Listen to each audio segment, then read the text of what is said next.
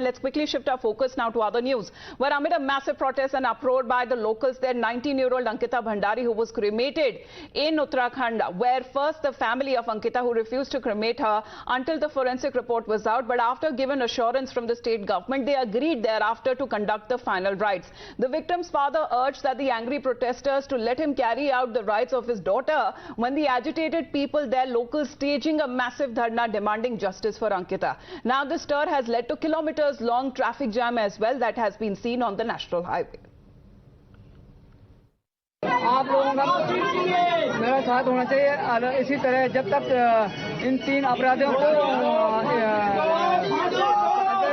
Truck तहत इनको फांसी की सजा मिलनी चाहिए। और मैं आप लोगों से अनुरोध करता हूं कि मैं अपनी लड़की को देह संस्कार के लिए यहाँ से ले जा रहा हूँ। मैं चाहता हूँ कि जो मेरी लड़की के खिलाफ जो इन्होंने मर्डर किया है, तो जो पोस्टमार्टम रिपोर्ट मिलके वो फाइनल रिपोर्ट मुझे मिल जाए। आरोपित हैं तीन जो उनके खिलाफ तुरंत फास्ट ट्रैक जो है कार्रवाई इनको फांसी दी है। मांगे सर उनके जैसे मर गई उसके लिए फांसी होनी, सबको के लिए, बच्चों के बीच के माँ बाबू के बीच हम बहुत परेशान था। अच्छा दादी, उनकी कमाई से क्या वो कुछ पैसा भेजती थी क्या घर पे? अपने ऐसा है ना, उसकी बुद्धि हो, मेरे भाई के नाना बुआरी हैं और मेरी नतियाँ थे, मेरे लिए वो बुद्धि बोलती है। बड़ी मुश्किल है, दूध बेचे थे उन बच्चे पढ़ाया, आज क्या हो गया। मेरा तो यही कहना है कि ऐसे लोगों को फांसी पे चढ़ाना चाहिए, जल्द से जल्द इसका वो होना चाहिए, क्योंकि ऐसा नहीं होने से पता नहीं कितने बच्चियों के साथ में ऐसा वो करेंगे लोग। इसलिए जो है मैं तो प्रशासन से यही रिक्वेस्ट करता हूं कि इन लोगों को फांसी की सजा होनी चाहिए। Now, days after the body of Ankita Bhandari was recovered from a canal in Uttarakhand's Rishikesh, chilling details of the investigation continue to surface, where Times now has accessed a telephonic conversation between the key accused Pulkit Arya and Ankita's friend Pushpa, where Ankita's friend called Pulkit to seek details about the whereabouts of Ankita. Listen into this conversation. हाँ, आपका phone क्यों लिया था उन्होंने? मेरा phone, उसका phone switch off हो गया था, बैटरी डाउन हो गई थी उसकी, उसे तुमसे बात करनी थी। जब मैंने आपको फोन किया था ना 9 बजे। हाँ, जब मैंने आपको लास्ट टाइम पे फोन किया था, हाँ जी, तो उस टाइम पे वो मेरे साथ ही थी और उसने मेरे से मेरा फोन लिया और उसके बाद फिर मैंने उसे कहा कि फोन दे दे। उसने कहा कि मैं आपको मॉर्निंग में दे दूंगी फोन। और आपने दे दिया? भाई मेरे फोन में मुझे रात में क्या करना था फोन का? मेरे को फोन नहीं किया फिर भी। अच्छा, उल्टा मैंने 3 बार किया, उन्होंने उठाया नहीं, फिर ऐसा कैसे हो सकता है बताइए? तो मेरे फोन पे भी किया आपने? हाँ, आपके फोन पे। तो मेरा फोन भी घंटी बजी? हाँ जी। और मेरा फोन घंटी बजी और मेरा फोन भी नहीं उठाया? नहीं, मैं वही कह रहा हूँ। ये रात की बात है, कोई 10:30 कितने बजे? 10 साढ़े 10 बजे की बात है। 10:30 बजे तक तो हम वहाँ पे लगभग ये मान के चलो 9 बजे तक हम रिजॉर्ट में थे। उसको खाना सर्व किया, खाना खाया उसने। खाना खाया था? हाँ, खाना उसको सर्व किया था रात को। हाँ। कब? हम अपने लगभग 9 बजे करीब। 9 बजे के करीब जब आप वापिस आए थे? हाँ। देखिए, जब आप बाहर थे ना, हाँ, तब मेरी लास्ट टाइम बात हुई थी। उसके बाद आके सिर्फ आपका फोन आया था मुझे। अच्छा। उसके बाद से उनका फोन बंद है और अभी तक बंद ही है। सुबह निकला मैं रिजॉर्ट से 6 बजे करीब। अभी आपका फोन मिला? नहीं मिला अभी तक? ना, अभी नहीं मिला फोन मेरा। अरे भाई, मैंने सुबह उसको सौरभ को भेजा दो ना अपने फोन को सर्च करने के लिए। मैंने कहा सौरभ ऐसा है, वो अंकिता के रूम में मेरा फोन पड़ा हुआ है, उसे नॉक करके जो है ना मेरा फोन उठा करके चार्जिंग पे लगा दे। मैं अभी थोड़ी देर में पहुंच रहा हूँ रिजॉर्ट में।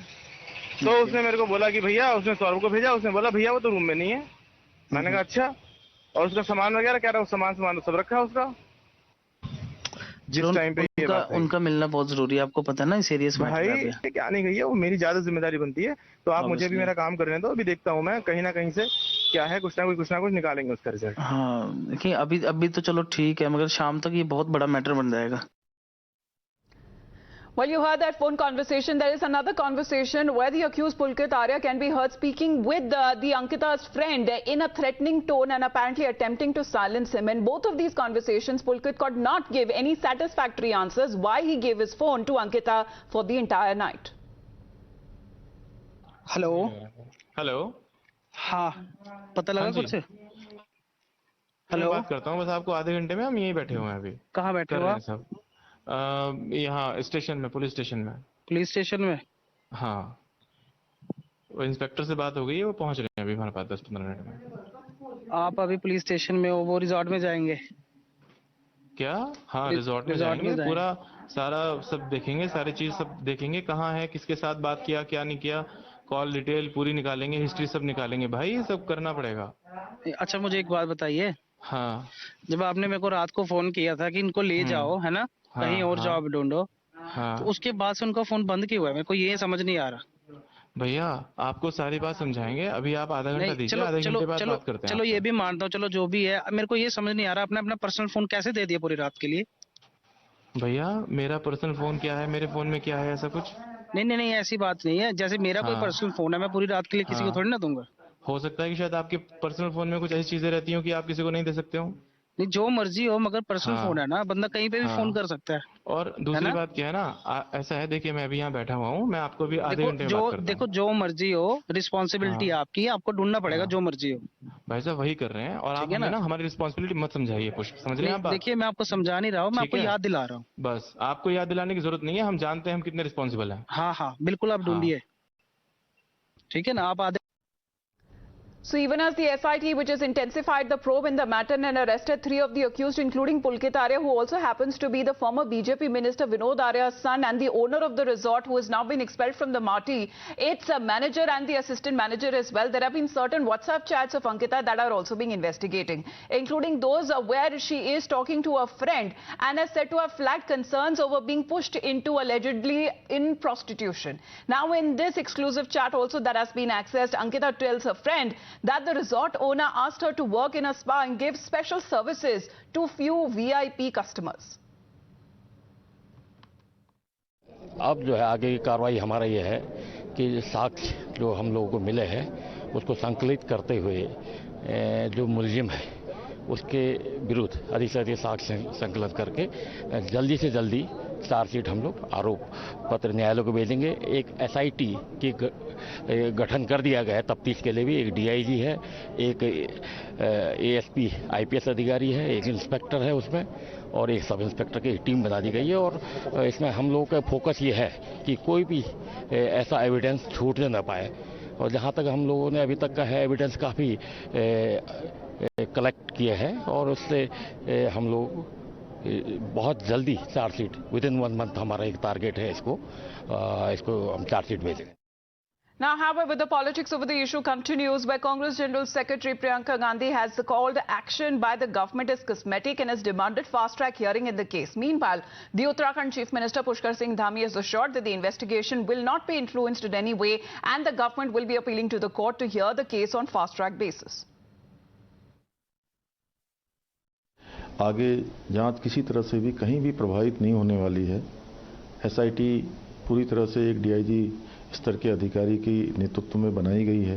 किसी प्रकार का भी कोई भी साक्ष्य मिटाने का प्रयास नहीं होगा, ये मैं बिल्कुल एश्योर करता हूं। साथ ही साथ अभी फास्ट ट्रैक में इस केस की सुनवाई हो, हम माननीय उच्च न्यायालय से भी अनुरोध करेंगे कि जल्दी से जल्दी इसमें फास्ट ट्रैक के लिए एक अलग से कोई अदालत गठित की जाए या अदालत में ऐसी व्यवस्था की जाए जिससे कि हमारी उत्तराखंड की बेटी को, हमारी बेटी को जल्दी से जल्दी न्याय मिले।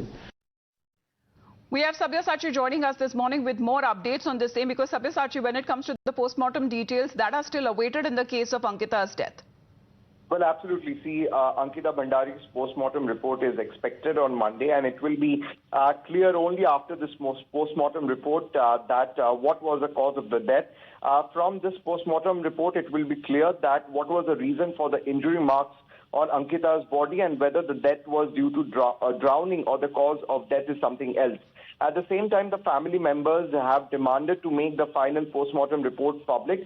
Apart from this, the family members are demanding to run the case in the fast-track court and hang the culprits. Though they have received assurance from Chief Minister Pushkar Singh Dhami, and after receiving the assurance only, Ankita Bhandari's family has agreed to perform the last rite yesterday, and the Chief Minister Dhami had said that he has accepted the demand of the family. And however, earlier Ankita's family members had refused to perform her last rite before receiving the final post-mortem report, and the family was not satisfied with the primary report of the AIIMS that was submitted. And in the primary report, it was said that the death was due to drowning in water.